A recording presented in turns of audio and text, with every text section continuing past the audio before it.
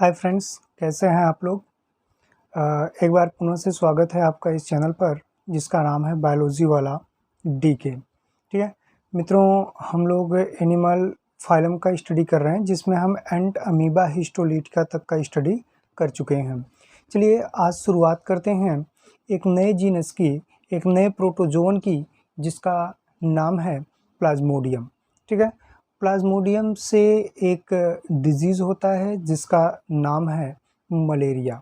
ठीक है, तो चलिए बिना देर कर किए हुए हम शुरू करते हैं प्लाज्मोडियम। तो सबसे पहले हम प्लाज्मोडियम, ठीक है, सबसे पहले इसका हम सिस्टमेटिक पोजीशन पढ़ते हैं। ठीक है, यू नो दैट किसी जीनस की शुरुआत से पहले उसका क्लासिफिकेशन पढ़ते हैं हम। तो आप जानते ही हैं फाइलम क्या है इसका। चूँकि हम पूरे ये प्रोटोजोन का स्टडी कर रहे हैं इसलिए फाइलम प्रोटोजोआ। ठीक है, सब फाइलम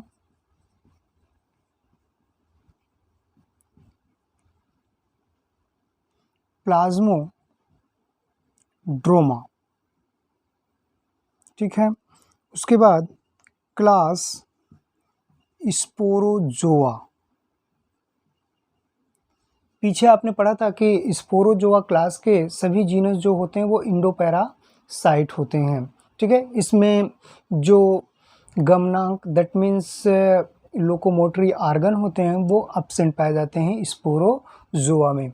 तो यहाँ से एक लाइन क्लियर है कि प्लाज्मोडियम में लोकोमोटरी आर्गन अब्सेंट होगा।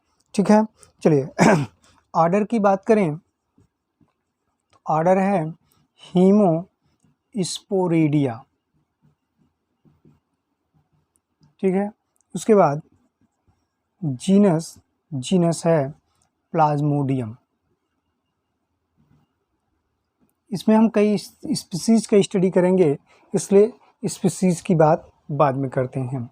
ठीक है, तो सबसे पहले प्लाज्मोडियम स्पोरोजोआ के अंतर्गत आता है, क्लास स्पोरोजोआ, जिसमें लोकोमोटरी आर्गन अब्सेंट हैं और सभी इंडोपैरासाइट ऑफ ब्लड होते हैं। क्लियर है। चलिए, और सबसे पहले इसमें बात करते हैं कि प्लाज्मोडियम है क्या। तो यू नो दैट पीछे आपने जाना कि प्लाज्मोडियम डाइजेनेटिक है। ठीक है, digenetic that means their life cycle completed into two host. ठीक है, तो प्राइमरी होस्ट जो है, प्राइमरी होस्ट जो होते हैं वो मैन है। Primary host man, whereas intermediate host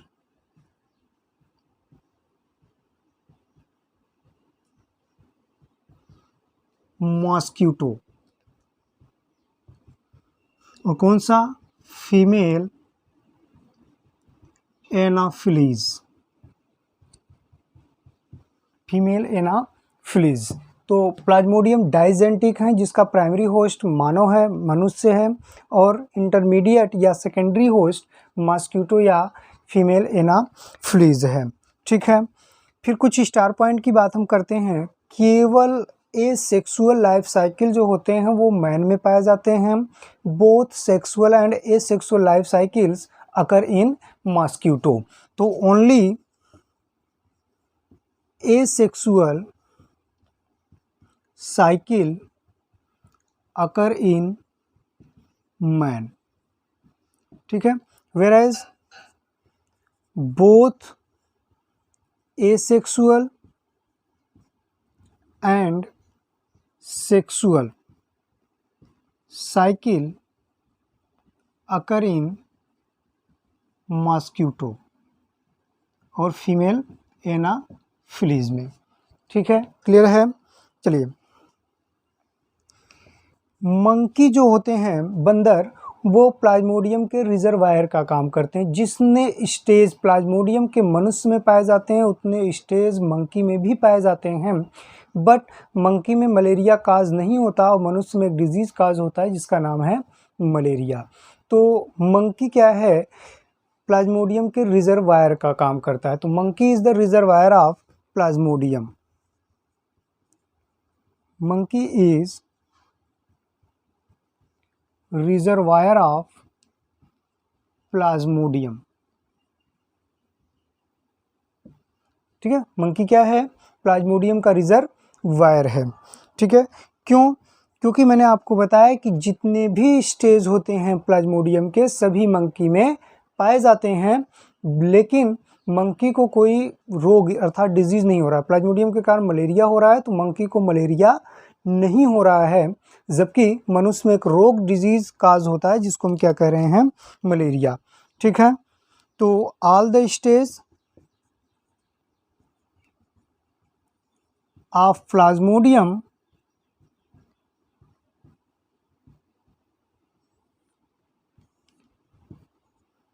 all the stage of plasmodium occur in human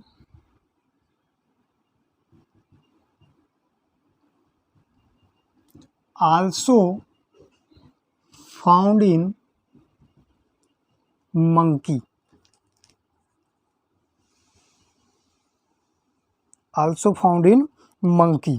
ठीक है, but monkey do not suffer from malaria, but monkey do not suffer from malaria, लेकिन monkey को malaria नहीं होता है। ठीक है, अगर हम क्रोमोसोम नंबर की बात करें तो number of chromosome is 10 in plasmodium. ठीक है, तो chromosome number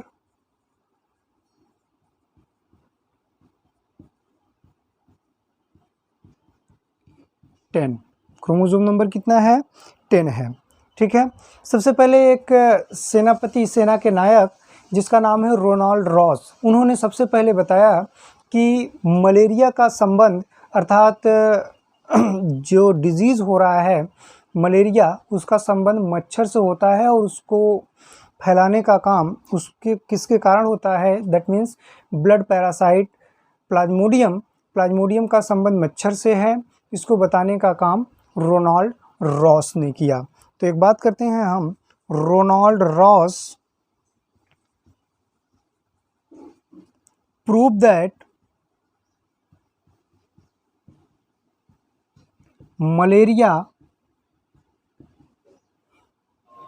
is caused by blood parasite,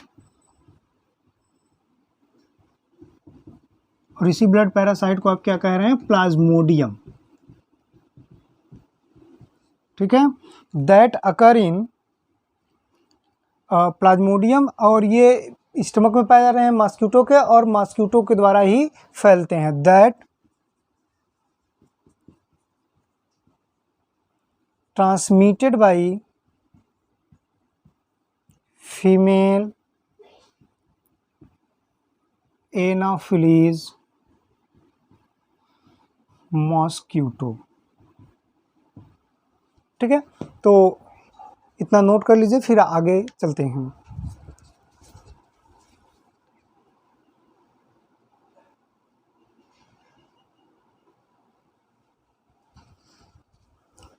तो मैंने अभी बताया आपको कि रोनाल्ड रॉस ने सर्वप्रथम बताया कि जो मलेरिया होता है वो ब्लड पैरासाइट प्लाज्मोडियम के कारण होता है, और जो कि मच्छर अर्थात फीमेल एनाफिलीज के द्वारा एक व्यक्ति से दूसरे व्यक्ति में फैलते हैं। ठीक है, इस काम के लिए उनको 1902 में नोबेल पुरस्कार दिया गया। इन 1902 he awarded from Nobel Prize in Medicine and Physiology। Physiology और मेडिसिन विभाग में इनको 1902 में नोबेल पुरस्कार दिया गया। ठीक है, चलिए, रोनाल्ड रॉस ने जो मलेरिया पे काम किया वो हैदराबाद में किया था। Ronald Ross worked on malaria in Hyderabad.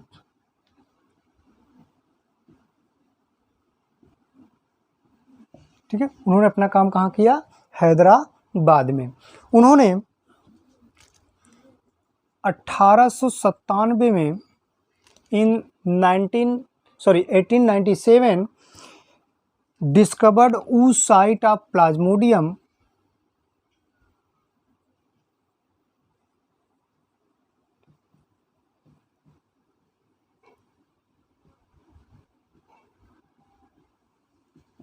in the stomach of mosquito।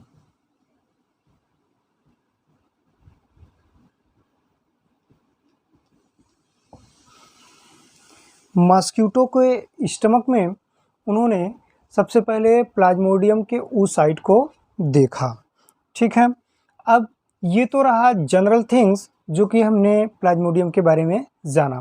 Plasmodium के अब लाइफ साइकिल की बात करते हैं, तो नेक्स्ट हमारी हेडिंग होगी लाइफ साइकिल ऑफ प्लाज्मोडियम।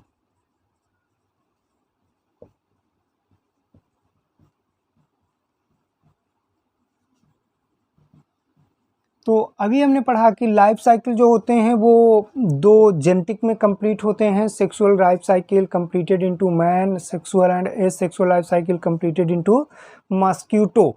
ठीक है, तो सबसे पहले मैन में बात करते हैं, तो life cycle of Plasmodium in human. ठीक है, ह्यूमन में जो प्लाज्मोडियम का लाइफ साइकिल होता है वो 2 चक्रों में पूरा होता है। पहला इन लीवर, और वह लाइफ साइकिल जो लीवर में होगा उसको हम बोलते हैं इको एरिथ्रोसाइटिक साइकिल।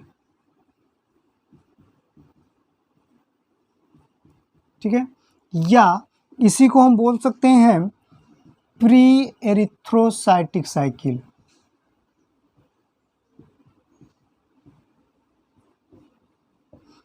ठीक है, और वह लाइफ साइकिल जो आरबीसी में होता है, दैट मीन्स ब्लड में होता है, उसको हम बोलते हैं एरिथ्रोसाइटिक साइकिल।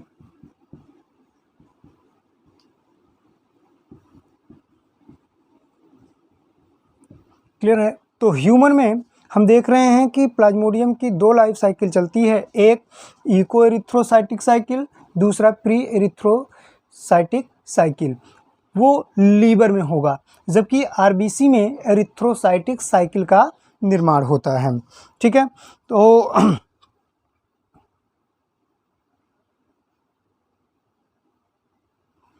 अगर हम बात करें कि वह कौन सा स्टेज है जो कि आपके मनुष्य को संक्रमित करती है प्लाज्मोडियम की, तो प्लाज्मोडियम की वह स्टेज है sporozoite. Sporozoite is the infective stage of plasmodium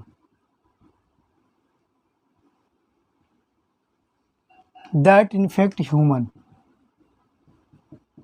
ये लाइन बहुत अच्छे से आप याद कर लीजिएगा, क्योंकि यहाँ से क्वेश्चन आते हैं वो कौन सी अवस्था है जो मानव को संक्रमित करती है, तो वो क्या है? स्पोरोजोइट है। ठीक है, और ये जो स्पोरोजोइट होते हैं ये मॉस्क्यूटो के सैलिवरी ग्लैंड में प्रेजेंट होते हैं।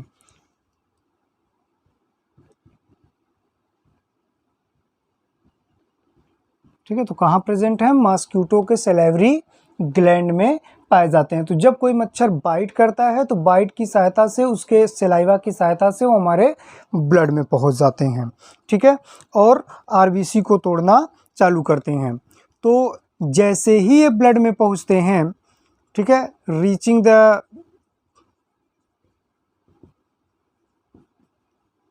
आरबीसी, ठीक है, 30 मिनट के बाद ही, आफ्टर 30 मिनट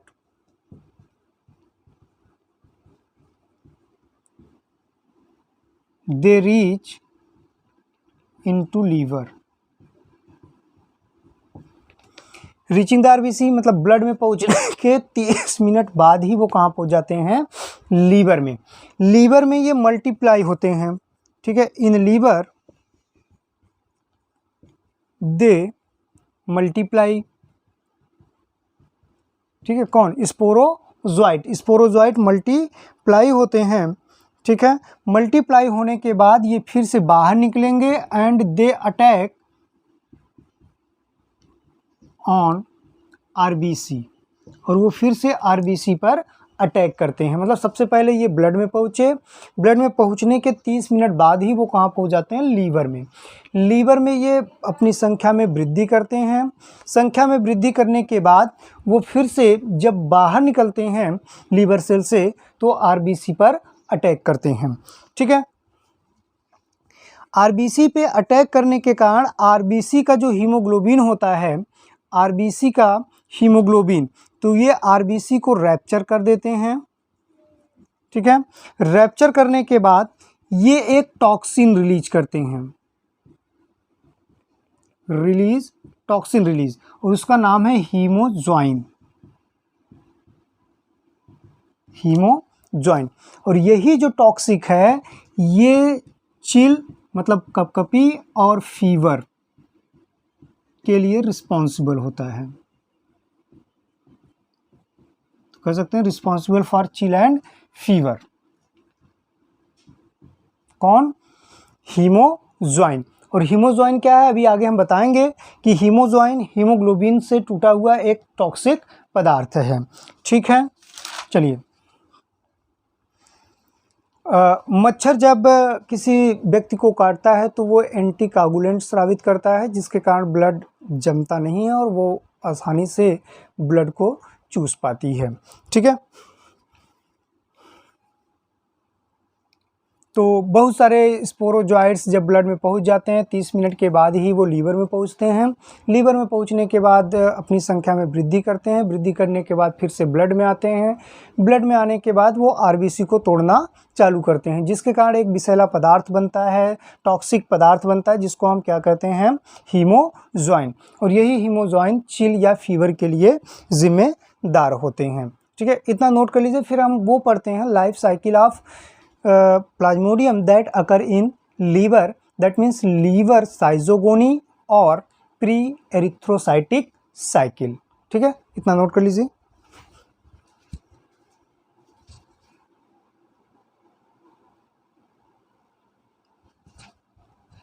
आइए अब हम पढ़ते हैं life cycle of Plasmodium in liver, जिसको हम बोलते हैं लीवर साइजोगोनी, या इसी को हम बोलेंगे प्री एरिथ्रोसाइटिक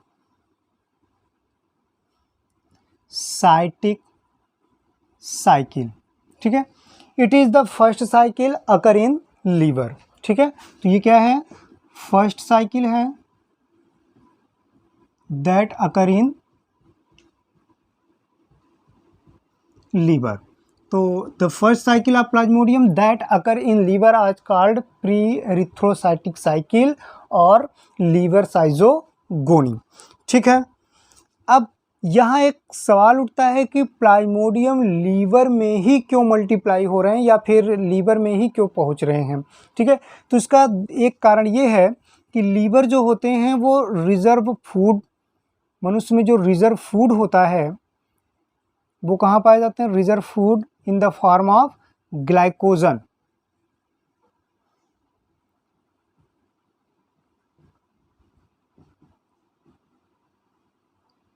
ठीक है। ग्लाइकोजन के रूप में लीवर में भोजन क्या होते हैं, संचित होते हैं, तो उनको अच्छे से फीड करने के लिए भोजन मिल जाता है, इसलिए वो लीवर में जा रहे हैं। दूसरा, वहाँ उनको स्पेस अच्छा मिल जाता है और दे बिकम मल्टीप्लाई, या दे मल्टीप्लाई, ठीक है, इन नंबर। तो अपनी संख्या में वो क्या करते हैं, मल्टीप्लाई होते हैं, इसलिए वो लीवर में जाते हैं, ठीक है। यहाँ अगर हम बात करें तो सबसे पहले मैंने पीछे आपको बताया कि स्पोरोजोइट क्या होते हैं, ब्लड में जाते हैं। ब्लड से जाने के बाद ये 30 मिनट के बाद ही पहुँच जाते हैं लीवर में। लीवर में पहुँचने के बाद ये इनके चारों ओर एक भित्ति का निर्माण होता है, साइटोप्लाज्म को कंज्यूम करके चारों तरफ से एक लेयर का निर्माण होता है और ये स्फेरिकल हो जाते हैं। जब ये स्फेरिकल हो जाते हैं तो उसको आप कहते हैं क्रिप्टोजॉइड। ठीक है, अब ये क्रिप्टोजॉइड क्या होते हैं, उसी के अंदर जो लेयर बनी है, चारों तरफ से सिस्ट बनी है, उसी के अंदर बहुत सारे छोटे छोटे और भी जॉइड्स या स्पोर का निर्माण होता है।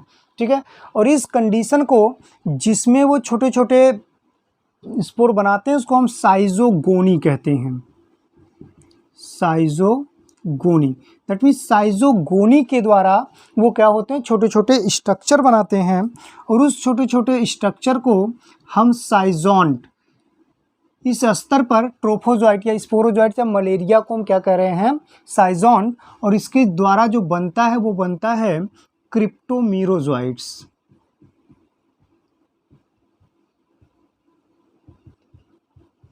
क्रिप्टोमीरोजॉइट्स। फिर देखिएगा स्पोरोजॉइट्स क्या होते हैं, लीवर के अंदर सेल साइटोप्लाज्म को कंज्यूम करके फैगोसाइट के द्वारा क्या होते हैं, स्फेरिकल शेप में बदल जाते हैं, जिसको हम कह रहे हैं क्रिप्टोजॉइट। उस स्फेरिकल शेप में वो क्या होते हैं, मल्टीपल डिवीज़न के द्वारा मल्टीप्लाई होते हैं और उस मल्टीप्लिकेशन डिवीज़न को यहाँ हम साइजोगोनी कहते हैं, जिसके फलस्वरूप number of many structure, small structure are formed which is called cryptomerozoites. At this stage cryptomerozoites are called schizont. Clear है? चलिए, तो फिर से अगर हम बात करें तो sporozoites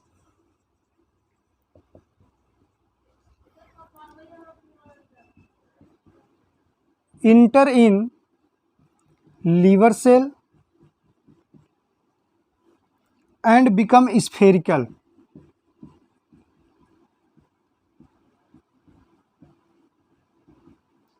and become spherical by phagocyte of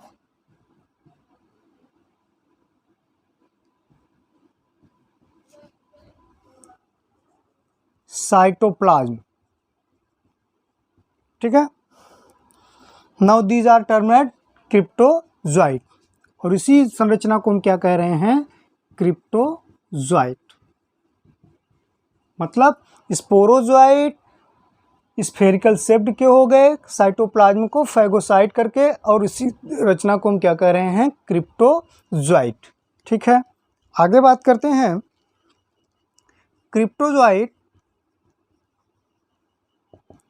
undergo multiple division, ये मल्टीपल डिवीज़न में भाग लेती है। ठीक है, और इस मल्टीपल डिवीज़न को ही हम कह रहे हैं साइजोगोनी। इस मल्टीपल डिवीज़न को ही हम क्या कह रहे हैं, साइजोगोनी कर रहे हैं, जिसके परिणाम स्वरूप number of many small structure बनता है। तो formation of number of many small structure are formed कह सकते हैं हम, विच is called क्रिप्टोमीरोजॉइट।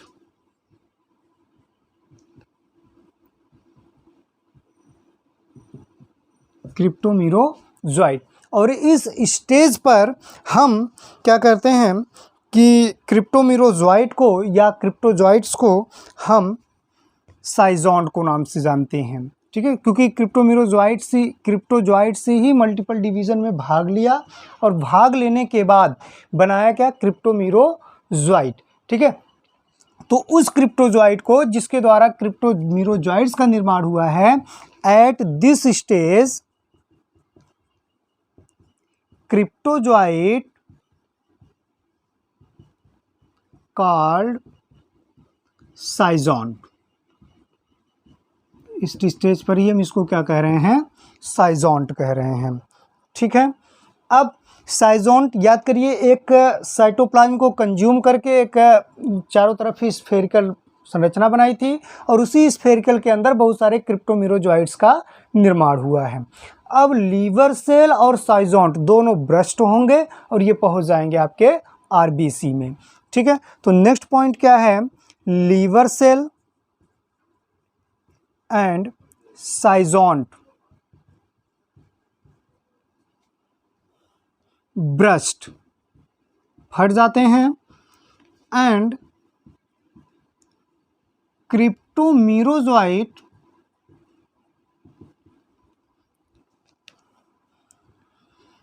Now cryptomerozoites are now free in blood, और ब्लड में मुक्त कर दिए जाते हैं। ठीक है, और कुछ जब ब्लड में चले जाते हैं तो कुछ क्रिप्टोमीरोजोइट्स क्या होते हैं, आरबीसी को इन्फेक्ट करते हैं। तो ये क्रिप्टोमीरोजोइट्स क्या होगा, इन्फेक्ट आरबीसी, और ये जब आरबीसी को इन्फेक्ट करेंगे तो यही साइकिल यहाँ से शुरू हो जाएगी जिसको हम कहेंगे एरिथ्रोसाइटिक साइकिल। तो इस साइकिल को हम क्या कहेंगे, एरिथ्रोसाइटिक साइकिल। ठीक है, तो हमने लीवर में देखा कि स्पोरोजोइट से क्रिप्टोमीरोजोइट तक की प्रक्रिया कहाँ पे संपन्न होती है, लीवर में। ठीक है, नोट करिए इतना। उसके बाद हम बात करते हैं life cycle in RBC, that is called erythrocytic cycle.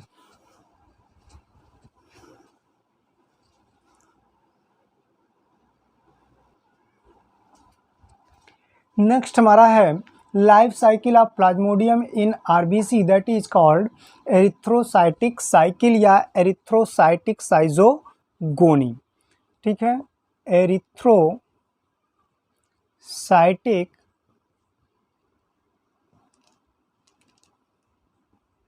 साइजोगोनी,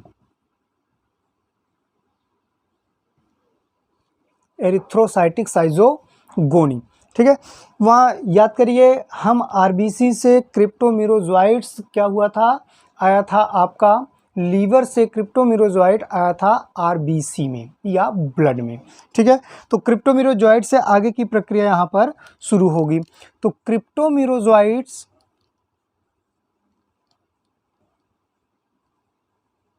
RBC में आए, आरबीसी में आने के बाद ये आरबीसी के हीमोग्लोबिन को कंज्यूम करने के बाद स्फेरिकल शेप्ड के हो जाते हैं। ठीक है, तब उसको हम कहते हैं ट्रोफोजोइट। और ये ट्रोफोजोइट जो होते हैं एक्टिव फीडिंग स्टेज होता है।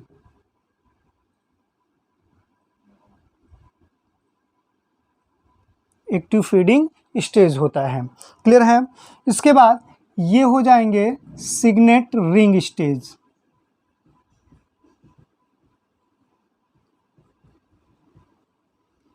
सिग्नेट रिंग स्टेज, ये ट्रोफोजोइट में एक वैक्यूल का फॉर्मेशन होगा जिससे Plasmodium look like a ring like structure, that is called signet ring stage. After some time the vacuole disappear. ठीक है, the shape of plasmodium is irregular, that is called amoeboid stage, because you know that amoeba shape is irregular. तो इस stage को ही हम क्या कह रहे हैं, अमीबॉयड स्टेज। ठीक है, अमीबॉयड स्टेज में ये फिर से क्या होंगे, मल्टीप्लाई होंगे, जिसको हम क्या कह रहे हैं, साइजोन्ट। और जो प्रक्रिया जिसके द्वारा ये बटेंगे उसको आप पीछे पढ़ा, उसको आप कहेंगे साइजोगोनी। साइजोन्ट चेंज हो जाएगा मीरोजोइट्स में, और मीरोजोइट से फिर बनेगा आपका गैमिटोसिस्ट। गैमिटोसिस्ट जिसके अंदर होंगे गैमिटोसाइट। ये पूरी प्रक्रिया इन आरबीसी में चल रही है। ठीक है, एक बार फिर से देखिएगा, क्रिप्टोमीरोजोइट्स जो कि लीवर से आए थे वह आरबीसी के हीमोग्लोबिन को कंज्यूम करने के बाद स्फेरिकल शेप्ड के हो जाएंगे, उसको हम क्या कहेंगे, ट्रोफोजोइट। ट्रोफोजोइट में वैक्यूल का फॉर्मेशन होगा जिससे Plasmodium look like a ring like structure, that is called signet ring stage.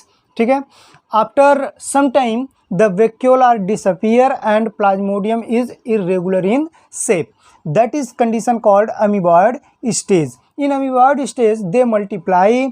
Multiplication is called schizogony, and this stage is called schizont, by which merozoites are formed. Merozoites are changed into gametocyte, by which a cyst formation, that is called gametocyst. Clear है? चलिए इसी को हम फिर से देख लेते हैं। तो आपने पीछे पढ़ा कि क्रिप्टोमीरोजोइट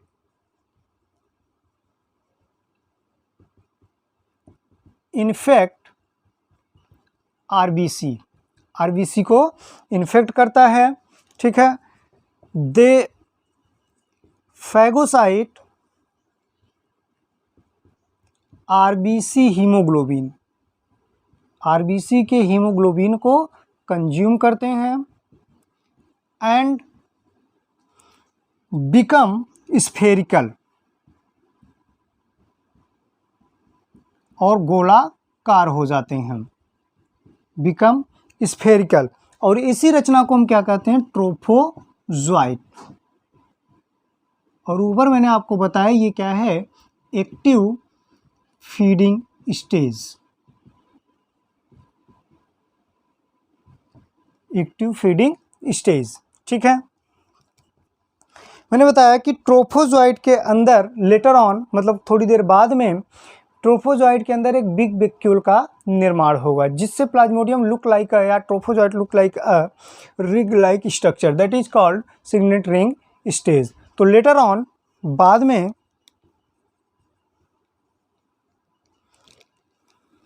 big central vacuole is formed.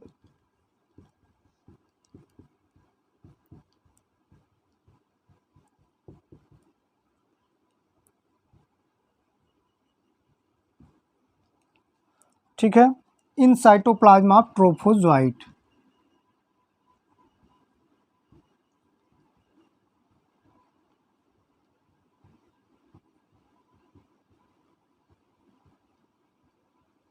Trophozoite, ठीक है। That make it a ring like structure.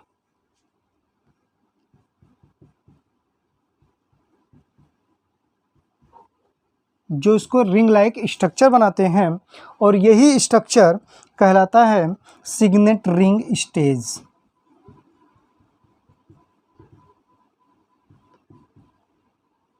Signet ring stage, ठीक है। और सम टाइम के बाद ये क्या होंगे? जो वैक्यूल होंगे वो डिसअपियर हो जाएंगे, और वो जो रिंग का शेप रेगुलर था वो इरेगुलर हो जाएगा। और अमीबा का जो शेप होता है इरेगुलर होता है, आप जानते हैं। इसी कारण इस स्टेज को फिर अगले स्टेज में हमने कह दिया उसको amoeboid stage.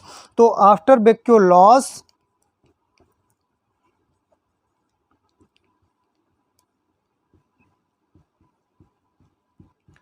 Trophozoite irregular in shape,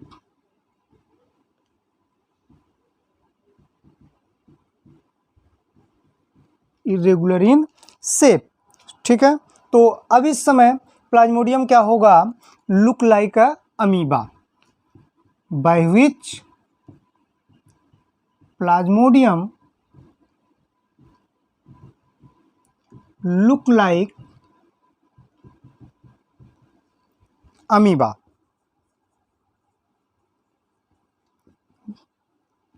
तो दिस स्टेज इज कॉल्ड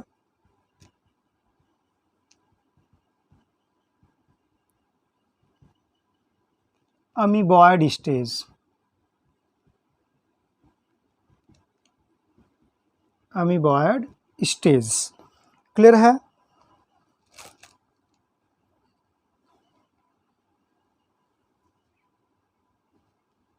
और ये अमीबॉयड स्टेज क्या होंगे? आरबीसी के हीमोग्लोबिन को कंज्यूम करेंगे और संख्या में बढ़ेंगे और पूरे आरबीसी में फैल जाएंगे। तो they phagocyte haemoglobin and grow up and occupies hole in the RBC, और सभी आरबीसी में ये पाए जाने लगेंगे। ठीक है, और इसी स्टेज पर क्या होंगे, आपके साइटोप्लाज्म में ब्राउन कलर का एक डॉट दिखाई देता है। पर इतना नोट कर लीजिए, फिर आगे बताते हैं आपको।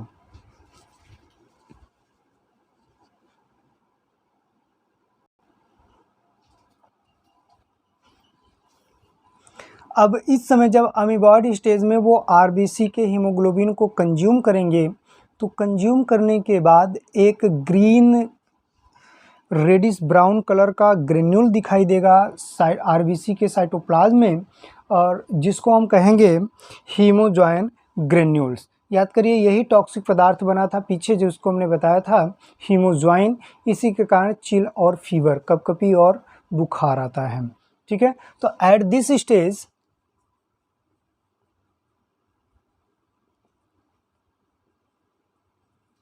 Brown, reddish brown colored granule are seen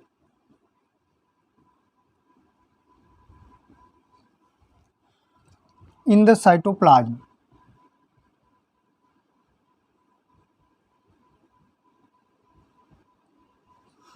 This is called hemojoin granule, और इस ग्रेन्यूल को हमने नाम दिया हीमोजॉइन ग्रेन्यूल। हीमोजॉइन क्या है?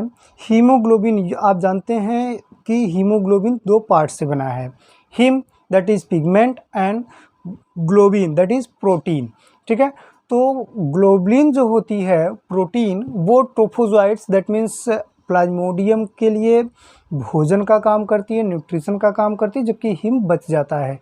तो यही बचा हुआ हिम जो है वो टॉक्सिक पदार्थ बनाता है, जिसको हम हीमोजॉइन कहते हैं।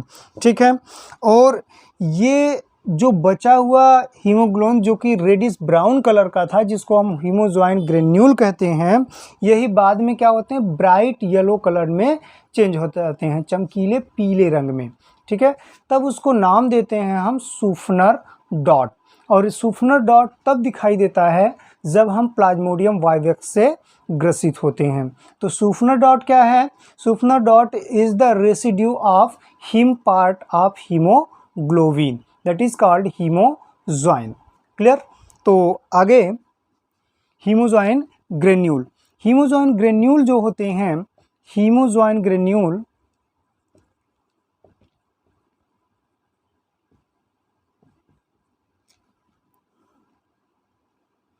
नॉन डाइजेस्टेड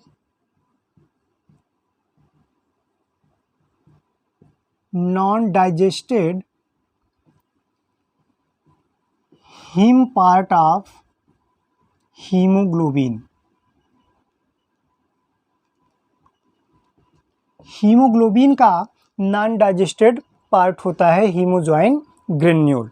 ठीक है, at the same time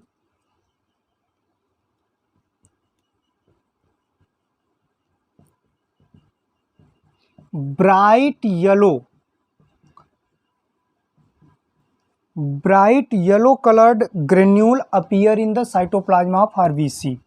At the same time, bright yellow colored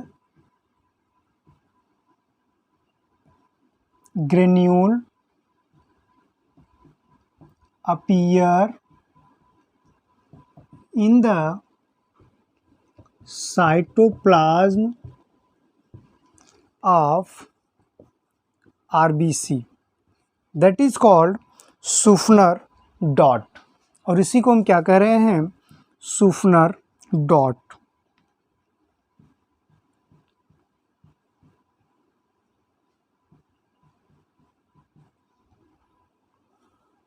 ई नहीं है यहाँ पर, सूफनर डॉट्स। ठीक है, मतलब वही हीमोजॉइन जो कि अभी रेडिश ब्राउन कलर का दिख रहा था, वही ब्राइट येलो कलर में चेंज हो गया, और उस डॉट को हम क्या कह रहे हैं? सूफनर डॉट। ठीक है, और यही सूफनर डॉट क्या है, इसको हम कह सकते हैं कि वेस्ट, क्योंकि ये अनडाइजेस्टेड पार्ट है, ठीक है, तो इसलिए कह सकते हैं वेस्ट प्रोडक्ट ऑफ प्लाज्मोडियम।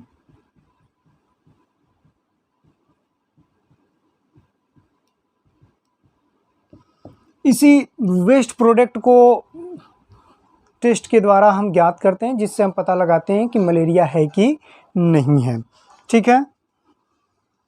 तो कह सकते हैं कि this dots are used to diagnose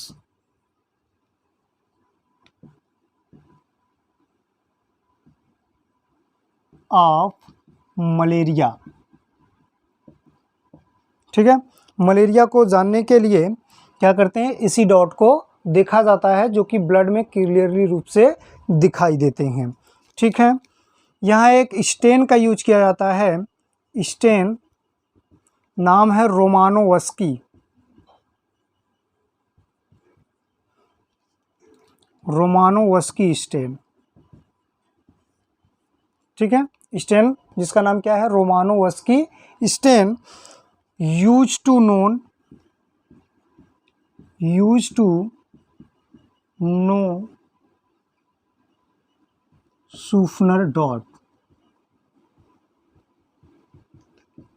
सूफनर dot को जानने के लिए एक स्टेन का यूज किया जाता है, जिसका नाम क्या है, रोमानोवस्की, ठीक है। और मैंने आपको बताया कि सूफनर डॉट तब दिखाई देंगे जब हम प्लाज्मोडियम वाइवेक्स से ग्रसित होते हैं मलेरिया में, ठीक है। तो यहाँ कुछ है, जैसे प्लाज्मोडियम वाइवेक्स, ठीक है, और प्लाज्मोडियम ओवेल। अगर इन दोनों से ग्रसित हैं तो सूफनर डॉट देखने को मिलेगा, ठीक है। और अगर आप प्लाज्मोडियम फैल्सीपेरम से इन्फेक्टेड हैं तो माउरर्स डॉट देखने को मिलेगा।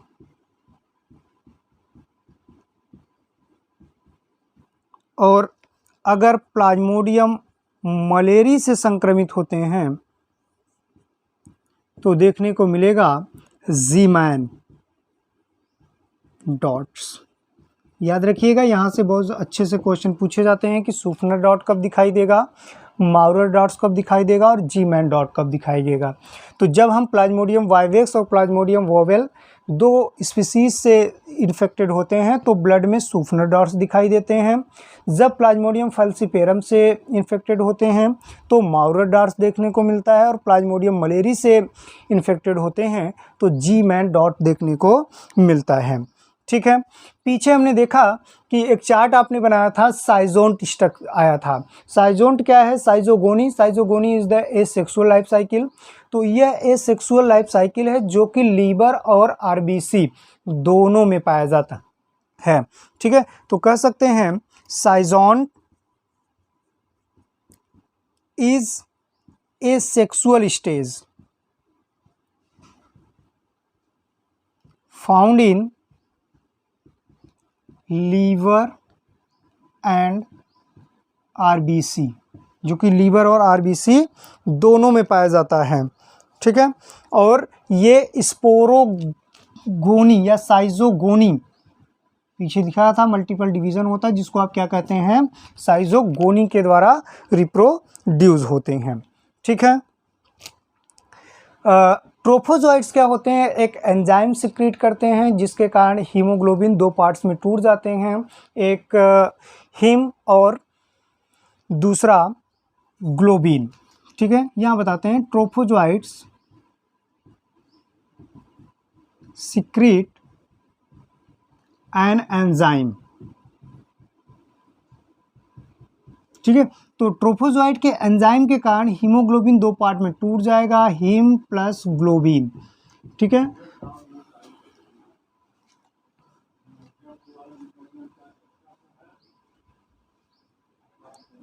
ठीक है, और ये जो हीम होगा इसको हीमैटिन के नाम से भी जानते हैं, ग्लोबिन या ग्लोब्यूलिन जो भी आप पढ़ें, ठीक है। ये जो ग्लोब्यूलिन हो जाते हैं यूज्ड बाय ट्रोफोजोइट, ट्रोफोजोइट, और यही हीमैटिन बचा रह जाता है। ठीक है, और यही हीमैटिन बाद में फॉर्म करता है हीमोज्वाइन, यही टॉक्सिक पदार्थ हीमैटिन। तो ओवरऑल ये कह सकते हैं कि ट्रोफोजोइट एक एंजाइम सिक्रेट करता है, वह एंजाइम हीमोग्लोबिन को दो पार्ट में तोड़ देता है, एक हिम जिसको हम हीमैटिन कह रहे हैं, दूसरा प्रोटीन पार्ट जिसको ग्लोब्यूलिन कहा जा रहा है। यह ग्लोब्यूलिन ट्रोफोजोइट्स के द्वारा फीडिंग प्रक्रिया में यूज कर लिए जाते हैं, जबकि हीमैटिन बच जाता है, विच चेंज इनटू हीमोज्वाइन, और यही हीमोज्वाइन के रूप में बचा रहता है, जो कि टॉक्सिक या वेस्ट कह सकते हैं, क्योंकि ये अनडाइजेस्टेड पार्ट है इसलिए इसको वेस्ट पार्ट भी हम कह सकते हैं। ठीक है, तो इतना नोट कर लीजिए, फिर आगे बात करते हैं।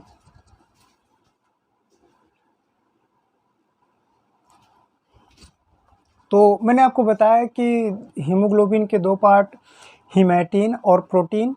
हीमैटिन हीमोज्वाइन में चेंज हो जाता है, जबकि प्रोटीन फीडिंग प्रक्रिया में यूज कर लिए जाते हैं। तो हीमोग्लोबिन टूट रहा है, तो हीमोग्लोबिन प्रेजेंट है आरबीसी में, इसका मतलब आरबीसी भी क्या हो रही है, टूट रही है। तो जो टूटी हुई आरबीसी है उसको हम बोलते हैं घोस्ट आरबीसी। ठीक है, तो बर्स्ट आरबीसी इज कॉल्ड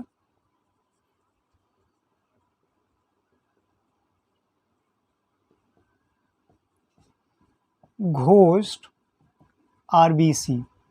ठीक है, अब ये घोस्ट आरबीसी क्या होगा, ये macrophage cell of spleen, spleen की मैक्रोफेज सेल जो होती हैं वो एक पदार्थ सिक्रीट करती हैं जिसका नाम है लाइसोलेसिथीन।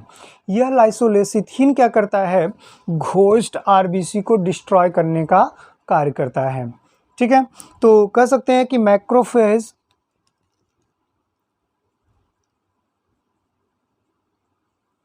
Present in spleen secrete an enzyme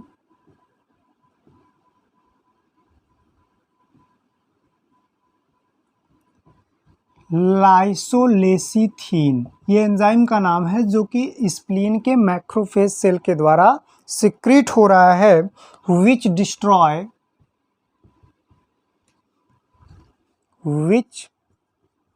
destroy ghost RBC. तो ghost RBC that means burst RBC, इसीलिए इसको स्प्लीन को ग्रेवयार्ड ऑफ आरबीसी कहा जाता है, मतलब आरबीसी का कब्रिस्तान कहा जाता है। ठीक है, याद रखिएगा, स्प्लीन को ग्रेवयार्ड ऑफ आरबीसी के नाम से भी जानते हैं। क्यों, क्योंकि यहाँ से देखिए इनमें मैक्रोफेज कोशिकाएं पाई जा रही हैं जो कि एक एंजाइम लाइसोलेसिथीन निकालती हैं जो कि घोस्ट आरबीसी को डिस्ट्रॉय करने का कार्य करता है। ठीक है, इसका एक साइड इफ़ेक्ट ये है कि अगर आप बहुत ज़्यादा मलेरिया पैरासाइट से इन्फेक्ट हैं और बहुत ज़्यादा दिन हो गया है तो क्या होगा कि ज़्यादा आरबीसी, घोस्ट आरबीसी का निर्माण ज़्यादा होगा, क्योंकि जो ट्रोफोजोइट्स होंगे वो आरबीसी को ज़्यादा ब्रस्ट करेंगे। तो जब ज़्यादा ब्रस्ट करेंगे तो स्प्लीन की साइज़ क्या होगी, बढ़ जाएगी, क्योंकि उसको अधिक से अधिक लाइसोलेसिथीन भी निकालना है।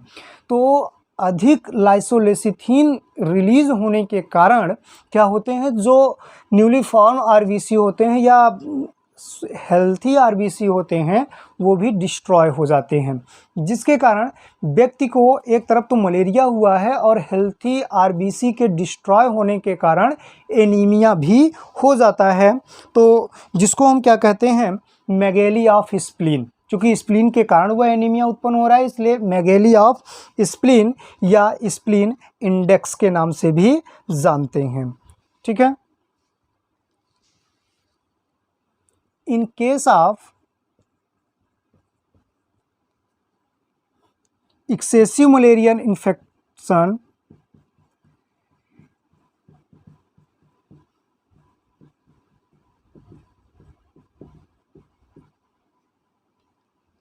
infected spleen become large and swollen।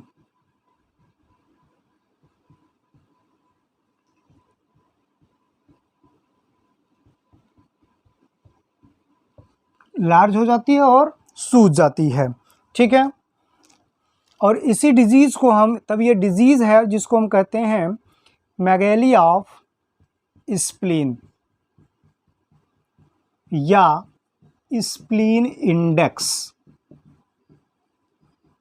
Spleen index, ठीक है, जिसमें क्या होगा, नंबर ऑफ मैक्रोफेज इंक्रीज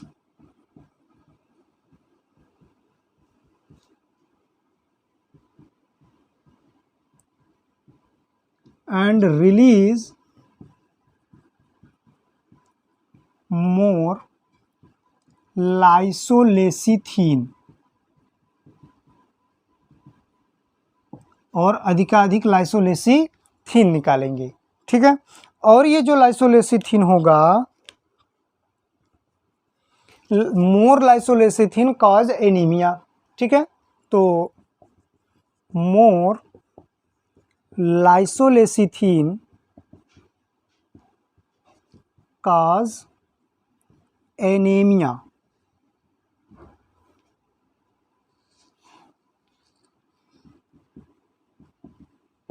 ठीक है।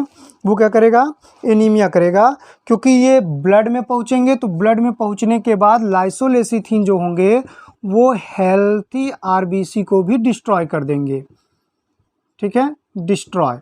और जब आरबीसी डिस्ट्रॉय होगी that condition is called anaemia, ठीक है। और चूंकि यहाँ पर जो एनीमिया उत्पन्न हो रहा है वो आरबीसी के टूटने के कारण होता है, इसलिए इस एनीमिया को हम हीमोलाइटिक एनीमिया के नाम से भी जानते हैं, ठीक है। इस एनीमिया को हम क्या कह रहे हैं, हीमोलाइटिक एनीमिया। और हीमोलाइटिक एनीमिया तब उत्पन्न होता है जब व्यक्ति मलेरिया से ग्रसित हो, और ग्रसित होने के कारण उसका स्प्लीन साइज में बढ़ जाता है। बढ़ने के कारण क्या होता है, नंबर ऑफ माइक्रोफेज इंक्रीज हो जाते हैं, ज़्यादा लाइसोलेसिथीन निकलने लगता है, और ये ब्लड में पहुंच जाते हैं, और ब्लड में पहुंचने के बाद हेल्थी आरबीसी को भी डिस्ट्रॉय करते हैं, जिसके कारण एनीमिया होता है। और चूंकि ये हीमोग्लोबिन दैट मीन्स आरबीसी के टूटने के कारण ऐसा हो रहा है, इसलिए इसको हीमोलाइटिक एनीमिया के नाम से भी जानते हैं, ठीक है। अगला एक स्टेज है जिसको हम कहते हैं गैमीटोसाइट स्टेज, गैमीटोसाइट स्टेज, ठीक है।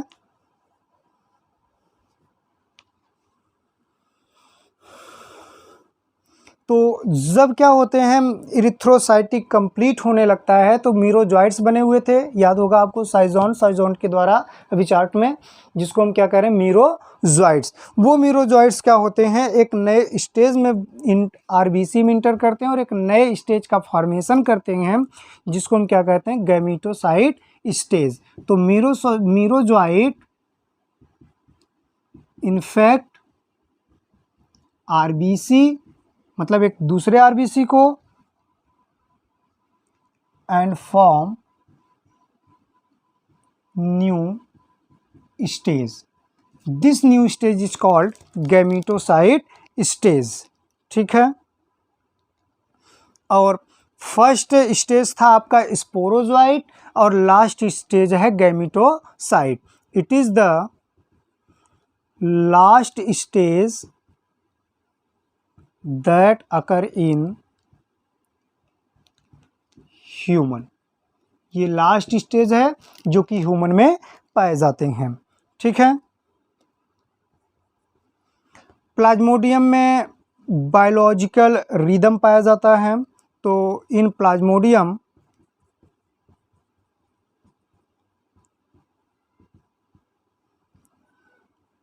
बायोलॉजिकल रिदम अकर। इसका मतलब क्या है कि रात के समय ये क्या होते हैं, ब्लड में ज़्यादा ट्रेवल करते हैं और दिन के समय कम। तो जब रात को मच्छर काटते हैं तो मलेरिया का इन्फेक्शन ज़्यादा होता है, ठीक है। तो इसका मतलब क्या है कि गैमीट फाउंड इन नाइट,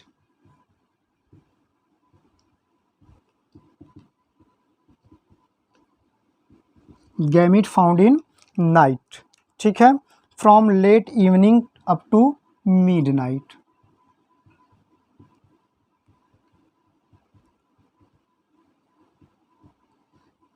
इसलिए शाम के वक्त और मिडनाइट तक मच्छर काटे जाने से बचना चाहिए, ठीक है, मलेरिया से बचने के लिए, ठीक है। और यही गैमेटोसाइट रीच इनटू मॉस्किटो, मतलब जब ये रात के समय मच्छर काटेंगी तो वो गैमेटोसाइट क्या होंगे, मच्छर में चले जाएंगे, ठीक है, थ्रू द ब्लड, और ये कहाँ पहुँच जाएंगे, मॉस्किटो में। तो gametocyte reach in mosquito and developed. अब आगे की कहानी मॉस्किटो में, ठीक है, इतना नोट कर लीजिए।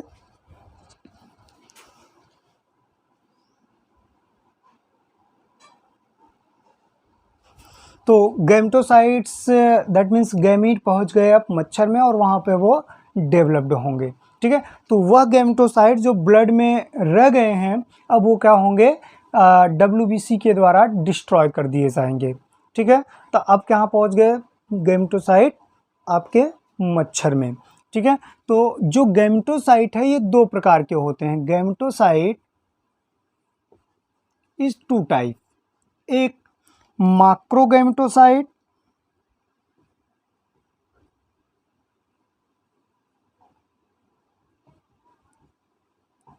और दूसरा माइक्रोगैमेटोसाइट,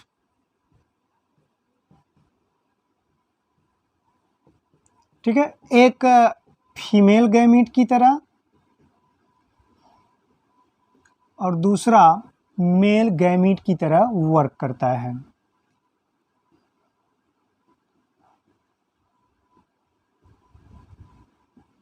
ठीक है।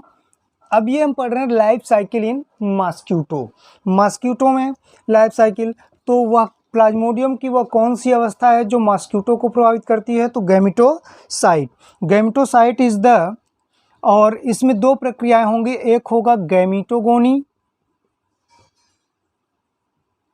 जो कि सेक्सुअल लाइफ साइकिल है, चूंकि इसमें माइक्रोगैमिट और मैक्रोगैमिट दोनों आपस में मिलेंगे इसलिए इसको हम सेक्सुअल स्टेज बोलते हैं।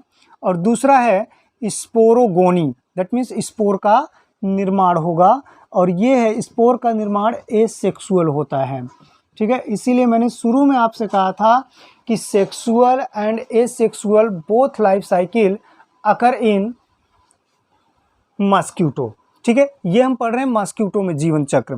तो मैंने बताया कि मॉस्किटो में गैमेटोसाइट जो होते हैं वह इन्फेक्टिव स्टेज होता है, infective stage of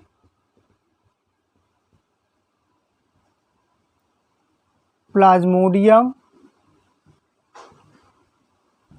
in mosquito, नाम है गैमेटोसाइट,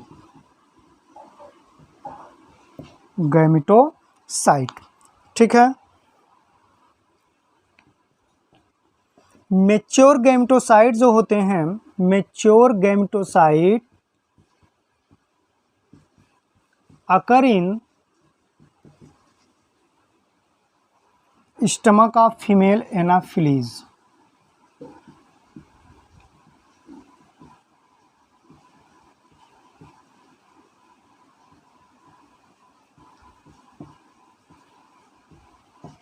फीमेल एनाफिलीज के स्टमक में पाए जाते हैं, ठीक है।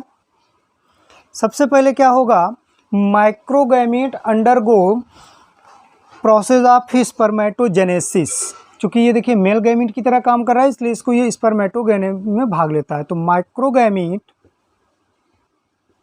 अंडरगो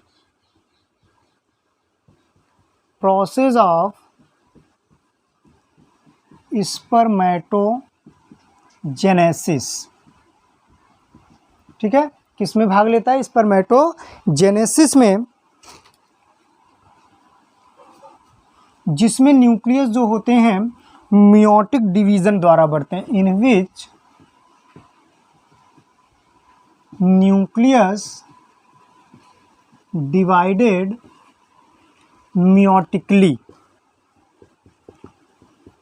दैट मीन्स अर्धसूत्री विभाजन।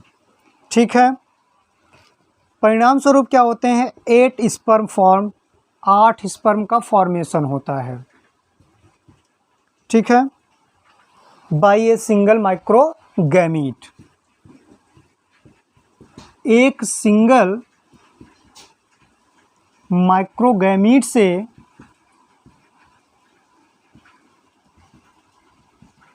8 स्पर्म का निर्माण होता है, ये जानते रहिएगा।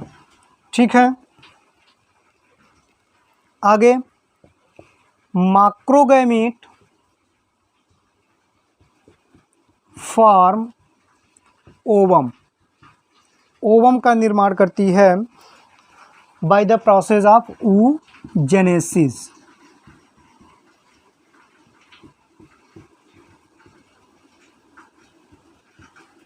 By the process of oogenesis। ठीक है, by which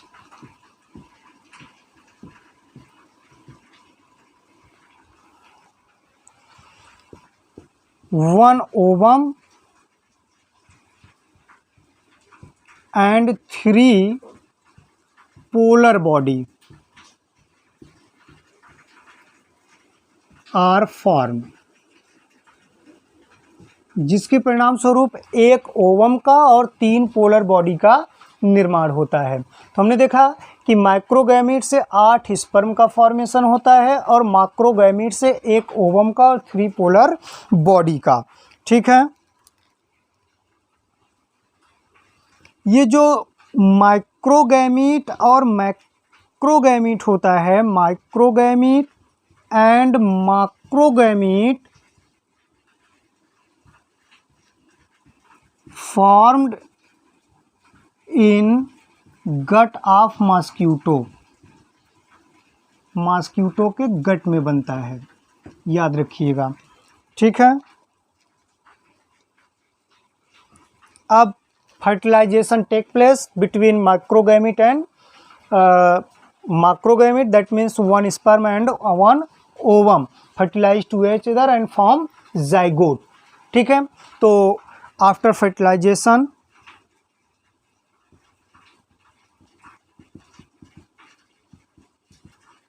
zygote is formed।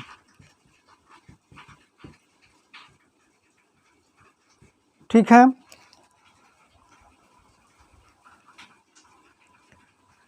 तो जाइगोट जो होगा कुछ समय के बाद एक वर्म लाइक स्ट्रक्चर में बदल जाएगा, जिसको हम बोलेंगे उकाइनीट या वर्मिक्यूल।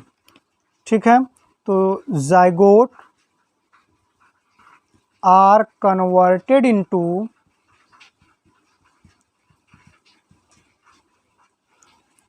लॉन्ग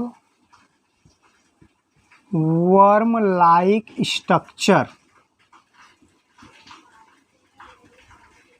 ठीक है, विच इज कॉल्ड उकाइनीट या बर्मिक्यूल। तो बर्मिकुलर जाइगोट या बर्मिक्यूल फॉर्म जाइगोट कहाँ पाए जाते हैं, और ये मोटाइल होते हैं। ये कैसा है, मोटाइल है। तो पूछा जाता है कि बर्मिक्यूल या बर्म लाइक जाइगोट कहाँ देखने को मिलता है, तो vermicule zygote are found in plasmodium. ठीक है, और ये जो यूकाइनीट होते हैं found in stomach of mosquito, mosquito के स्टमक में पाए जाते हैं, याद रखिएगा। ठीक है, ठीक है, और इसके बाद इसके चारों तरफ ये जो यूकाइनीट है, इसके चारों तरफ एक सिस्ट का फॉर्मेशन हो जाएगा, जिसको हम क्या कहेंगे, oocyst। तो यूकाइनीट चेंज इनटू oocyst। ठीक है, oocyst, और oocyst जो होंगे, oocyst undergo meiosis division, meiosis followed by mitosis. ठीक है, एंड स्पोरोजोइट फॉर्म, और स्पोरोजोइट का फॉर्मेशन होता है। ठीक है, मतलब उकाइनिट चेंज हुआ उस सिस्ट में, उस सिस्ट पहले मियोटिक डिवीजन के द्वारा बटा, फिर माइटोसिस के द्वारा एक फॉर्म का निर्माण हुआ जिसको हम कहते हैं स्पोरोजोइट। और ये जो स्पोरोजोइट होता है ये प्रेजेंट होता है salivary gland of mosquito, salivary gland of mosquito. अब जब ये मच्छर जिसके सैलिवरी ग्लैंड में स्पोरोजोइट्स हैं किसी स्वस्थ व्यक्ति को काटेगा तो सलाइवा के माध्यम से उसके शरीर में छोड़ देगा और पूरा चक्र फिर से चलेगा। ठीक है, ये हमने लाइफ साइकिल पढ़ा किसका, प्लाज्मोडियम का, जो कि हमने मनुष्य में भी देखा और मच्छर में भी देखा। ठीक है, चलिए अब इसमें कुछ पीरियड हैं जैसे प्री पेटेंट पीरियड, पहले इतना नोट कर लीजिए फिर आगे बात करते हैं।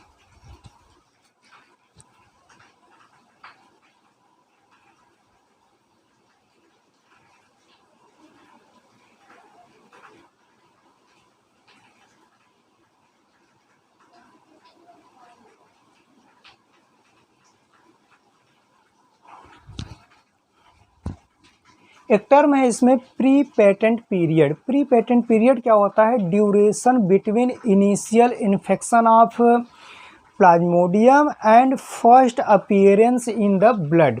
दैट मीन्स कि जिस दिन से प्लाज्मोडियम शरीर में प्रवेश किया है और जब ये ब्लड में पहली बार दिखाई देगा उसके बीच के समय को हम कहते हैं प्री पेटेंट पीरियड। तो एक हेडिंग है इसमें प्री पेटेंट पीरियड। ठीक है, पी क्या है ये, duration between initial sporozoite infection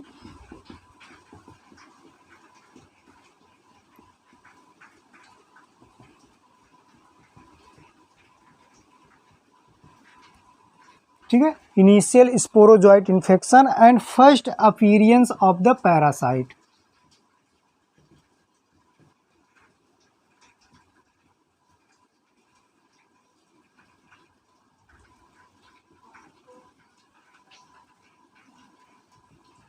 in the blood. ठीक है, पहली बार जब स्पोरोजोइट इन्फेक्शन हो रहा है और जब ये ब्लड में दिख रहे हैं उनके बीच के समय को हम कहते हैं प्री पेटेंट पीरियड। ठीक है, और यह प्लाज्मोडियम वाइवेक्स में 8 दिन का होता है। Pre patent period in Plasmodium vivax is 8 days. ठीक है, अगला है इनक्यूबेशन पीरियड।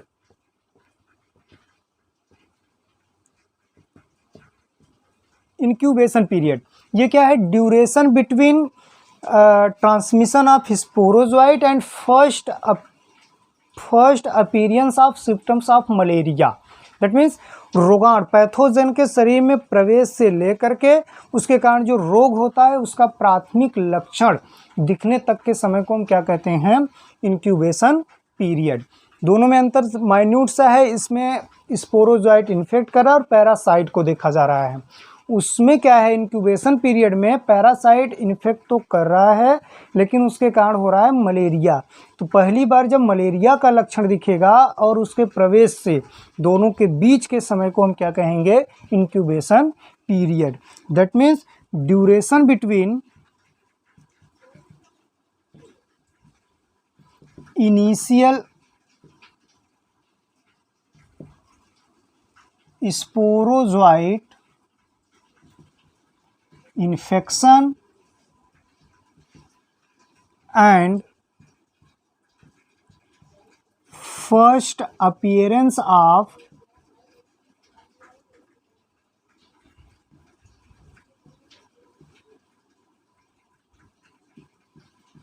malarial symptoms।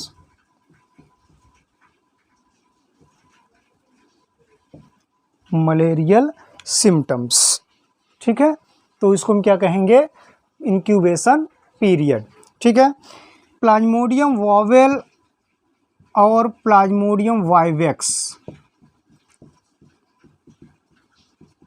इन दोनों का जो इंक्यूबेशन पीरियड होता है वो 14 डेज का होता है। ठीक है, प्लाज्मोडियम मलेरी इसका इंक्यूबेशन पीरियड 30 डेज का होता है, ठीक है। और एक है प्लाज्मोडियम फैल्सीपेरम, इसका इंक्यूबेशन पीरियड 12 डेज का होता है, ठीक है। तो प्लाज्मोडियम वाइवेक्स से ग्रसित होंगे तो 14 दिन का इंक्यूबेशन पीरियड, प्लाज्मोडियम मलेरी से 30 डेज और प्लाज्मोडियम फैल्सीपेरम से 12 दिन का देखने को मिलता है। प्लाज्मोडियम फैल्सीपेरम में पोस्ट एरिथ्रोसाइटिक साइकिल अब्सेंट होते हैं।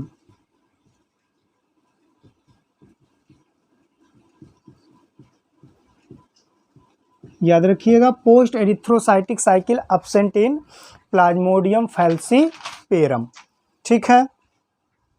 एक लास्ट टाइप है इसमें, वो जो हीमोजॉइन बना था उसका इफेक्ट क्या है, तो effect of hemozoin granule,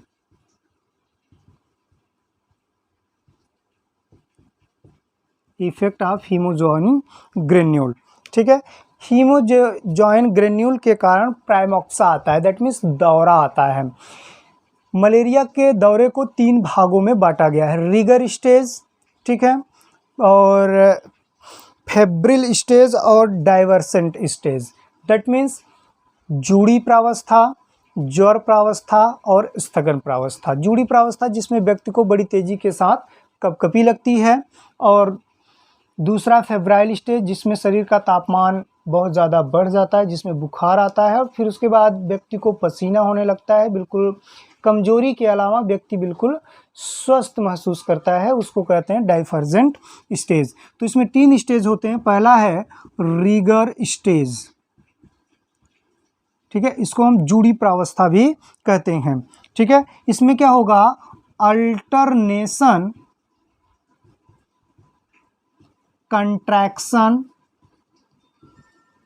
and relaxation in muscle में बड़ी तेजी के साथ क्या होंगे, सिकुड़ना और फैलना, तो कपकपी वही है, उसको क्या कहते हैं, कपकपी, काजेस सीवरिंग,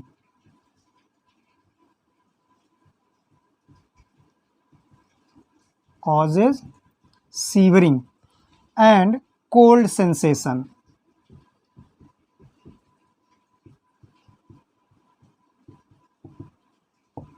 ठीक है, मतलब जिसके कारण कपकपी या ठंड लगती है, तो इसको क्या बोलेंगे हम, रिगर स्टेज। दूसरा स्टेज है फेब्राइल स्टेज, फेब्राइल स्टेज, ठीक है। ये जो सीवरिंग और कोल्ड सेंसेशन है वो स्टॉप हो जाता है, तो after some time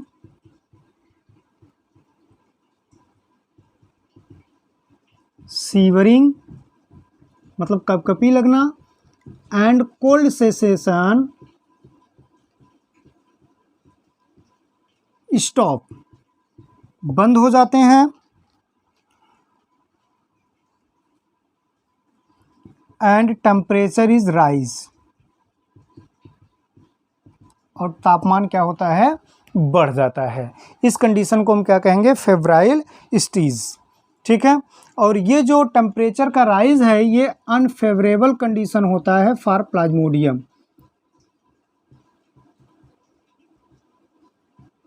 condition for Plasmodium, Plasmodium के लिए क्या है, अनफेवरेबल कंडीशन है, ठीक है। तीसरा है डाइफर्वेसेंट स्टेज, इसमें टेम्परेचर डिक्रीज हो जाता है, दैट मीन्स स्वीटिंग अकर, पसीना होने लगता है, sweating occur and temperature decrease, ठीक है। तीनों को आप समझ लीजिएगा, एक है कपकपी और ठंड लगने वाली अवस्था शुरुआत में, और दूसरा है आपका फेब्राइल स्टेज जिसमें क्या होंगे, तेज़ी के साथ टेम्परेचर बढ़ता है, और तीसरा पसीना होता है, टेम्परेचर फिर से कम हो जाता है, ठीक है। और ये तो हुआ, एक लास्ट पॉइंट है कि 25 अप्रैल को वर्ल्ड मलेरिया डे मनाया जाता है, ठीक है। इसके तहत एक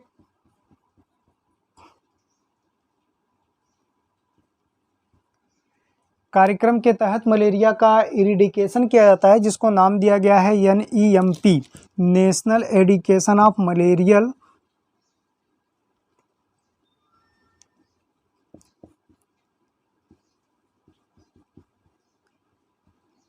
NMEP, ठीक है, नेशनल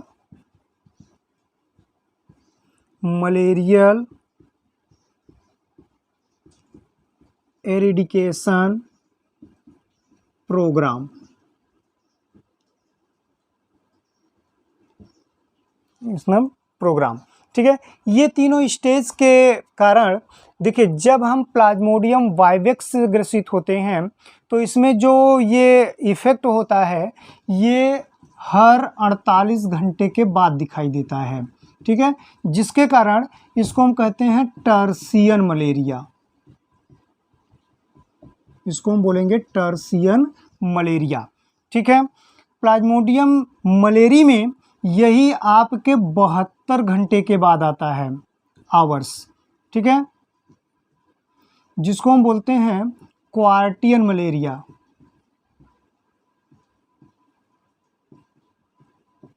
दैट मीन्स जब दौरा रोज आने लग जाए तो उसको बोलेंगे पीरियोडिक मलेरिया।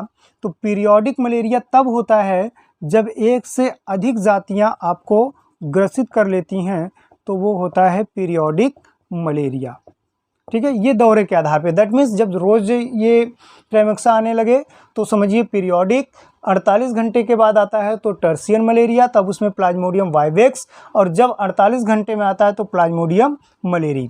यहाँ एक और चीज़ जाना है आपको, प्लाज्मोडियम फैल्सीपेरम सबसे घातक मलेरिया होता है, जिसको हम सेरेब्रल मलेरिया के नाम से भी जानते हैं, ठीक है। इसके साथ ही ये प्लाज्मोडियम पूरी तरह से समाप्त हुआ, ठीक है। एक कुनैन, एक चीज़ और जानिएगा, कुनैन जो कि मलेरिया की सबसे बेस्ट दवा होती है, कुनैन जो उनकी सिनकोना पौधे की बार्क से प्राप्त किया जाता है, सिनकोना बार्क, ठीक है, यही मलेरिया के उपचार में यूज किए जाते हैं, ठीक है। और एक गैम्बूसिया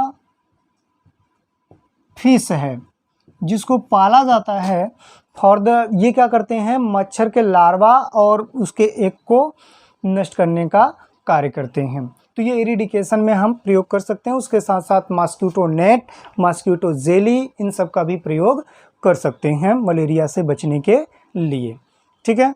मच्छरों से जितना दूर रहेंगे उतना विभिन्न प्रकार के रोगों जैसे मलेरिया, फाइलेरिया, डेंगू, इन सब से दूर रहेंगे। इसके लिए अपने आसपास पानी जमा ना होने दें, अपनी टंकियों की नियमित सफाई करें, ठीक है, और मॉस्किटो नेट, दैट मीन्स मच्छरदानी का प्रयोग ज़रूर करें। तो इसी के साथ प्लाज्मोडियम ये समाप्त हुआ। आज का वीडियो आपको कैसा लगा कमेंट बॉक्स में आप ज़रूर बताएं। लाइक और सब्सक्राइब और शेयर कीजिए, ठीक है। धन्यवाद।